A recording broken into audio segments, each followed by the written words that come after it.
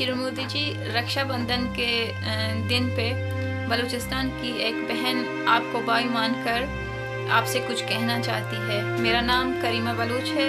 बलूचिस्तान में आज कितने ही भाई लापता हैं, पाकिस्तानी आर्मी के हाथों या मारे गए हैं।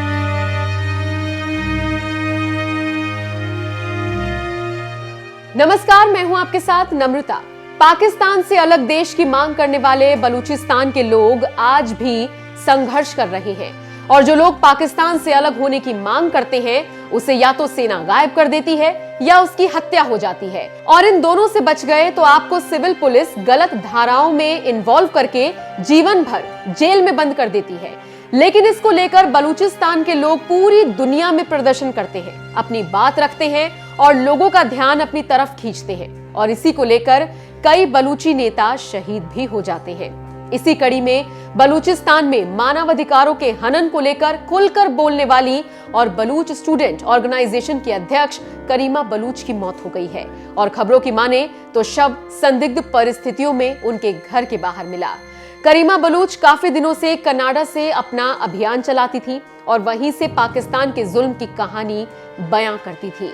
खबरों की माने तो करीमा का शव कनाडा के टोरंटो में हार्बर फ्रंट पर पाया गया है। ऐसी आशंका जताई जा रही है कि करीमा की हत्या की गई है। करीमा के पति हम्माल हैदर की माने तो वो रविवार को टोरंटो के सेंटर आइलैंड की तरफ गई थी, लेकिन उसके बाद लौटी नहीं। उसके बाद सोमवार को उनका शव आइलैंड पर मिला।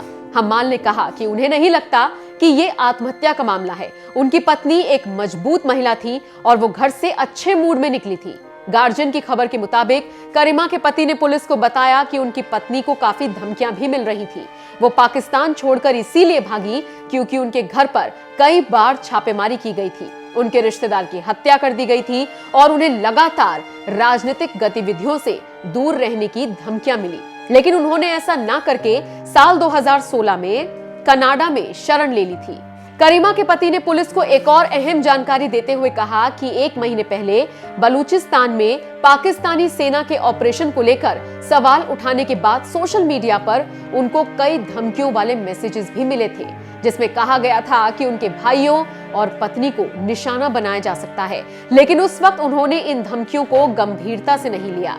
एक और अहम बात आपको बताते चले कि पाकिस्तान के अत्याचारों के खिलाफ मोर्चा खोलने वाली करीमा बलूच प्रधानमंत्री मोदी को अपना भाई मानती थी और उन्होंने साल 2016 में पीएम मोदी को रक्षाबंधन के मौके पर राखी भी भेजी थी।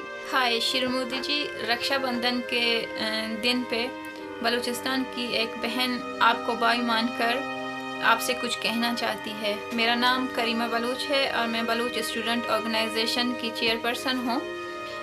बलूचिस्तान में आज कितने ही भाई लापता हैं, पाकिस्तानी आर्मी के हाथों या मारे गए हैं और कई हज़ारों की तादाद में लापता किए गए हैं। तो बलूचिस्तान की बहनें आज भी अपने लापता भाइयों की राह तक रही हैं। उनमें से शायद वो सारे कभी भी लौट कर ना आएँ और उन बहनों का इंतज़ार कभी ख़त्म ही ना हो। लेकिन इस दिन के हवाले से हम आपसे ये उम्मीद लेकर आपके पास आपको ये कहना चाहते हैं कि आपको बलूचिस्तान की बहनें एक भाई की हैसियत से मानते हैं और आपसे ये उम्मीद रखते हैं कि आप बलूच जेनोसाइड, बलूचिस्तान में वार क्राइम्स और ह्यूमन राइट्स वायलेशन के खिलाफ इंटरनेशनल फोरम्स पर बलूचों की आवाज़ बनेंगे और तमाम उन बहनों की आवाज़ बनेंगे जिनके भाई लापता हैं।